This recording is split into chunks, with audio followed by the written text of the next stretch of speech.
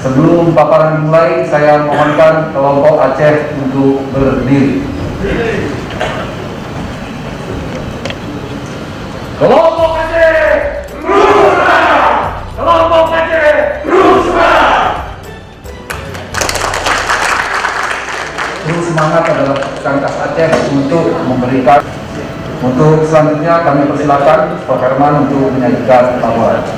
Ya, kami silakan.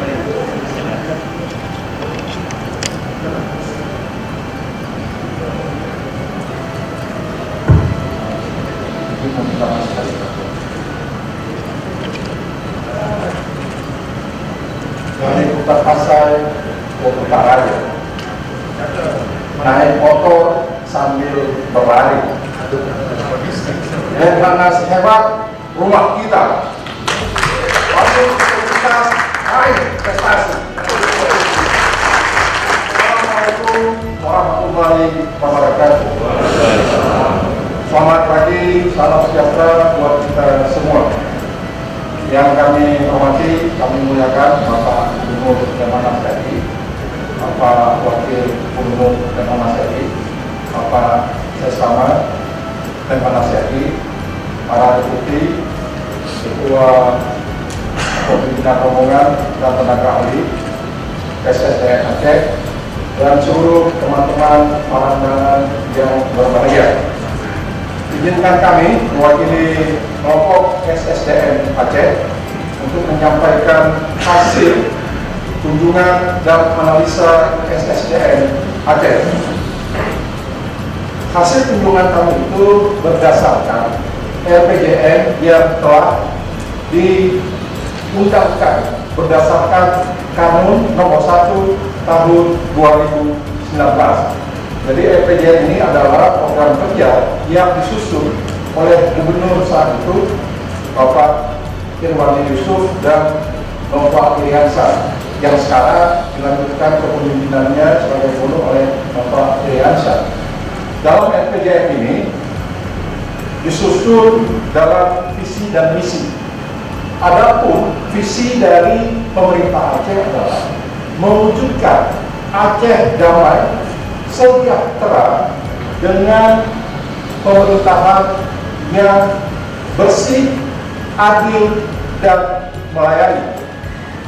Makna damai di sini adalah bagaimana pemerintah Aceh dapat mengimplementasikan semua butir-butir perjanjian damai MOU Helsinki. Kemudian Aceh sejahtera adalah upaya pemerintah Aceh dalam menyiapkan kesehatan yang baik buat masyarakatnya, pendidikan yang bagus buat masyarakatnya, tersedianya perumahan buat masyarakatnya, dan tersedia lapangan kerja dengan penghasilan yang layak tentunya. Kemudian dari program visi misi diturunkan dalam 15 program unggulan pemerintah Aceh yang kita kenal dengan pertama itu adalah Aceh Pemulihan. Ini adalah bagaimana masyarakat Aceh dan orang-orang yang datang ke Aceh kita muliakan. Dan yang terakhir adalah yang ke-15 yaitu Aceh Senia, Aceh yang bermartabat. Ini pembangunan yang dilakukan. Kemudian dalam bidang demografi kita melihat hampir 70% masyarakat Aceh itu berada di posisi utara dan timur. Artinya masyarakat Aceh itu mulai dari Banda Aceh sampai dengan perbatasan Sumatera Utara itu 70% berada di situ. Sementara 30%-nya berada di tengah dan barat selatan Aceh.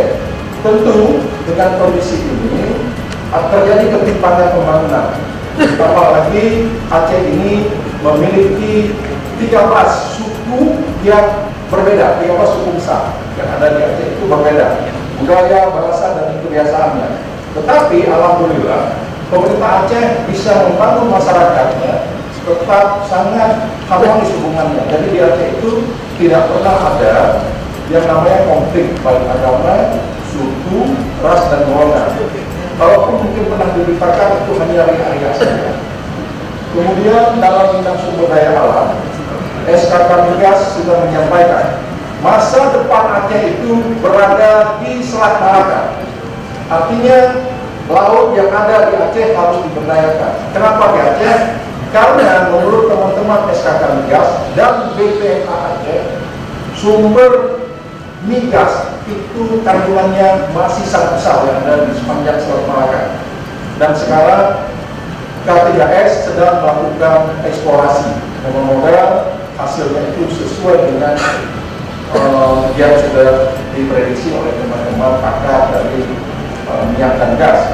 Ya, dari ideologi, saya pikir masyarakat Aceh hari ini itu boleh dikatakan 99,99% sudah sangat menerima ideologi Pancasila. Sudah tidak ada lagi pertentangan terkait dengan Pancasila dan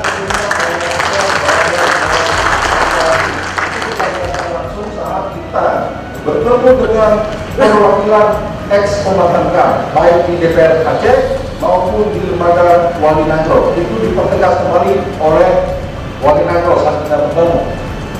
Tetapi memang saya Islam sebagai besar yang dijalankan oleh masyarakat Aceh itu sangat kental masyarakat. Kemudian dalam bidang politik, kami pikir memang penguatan stabilitas politik itu terus harus dijaga bersama agar tidak sampai perbedaan politik ini mengganggu perdamaian yang sudah ada.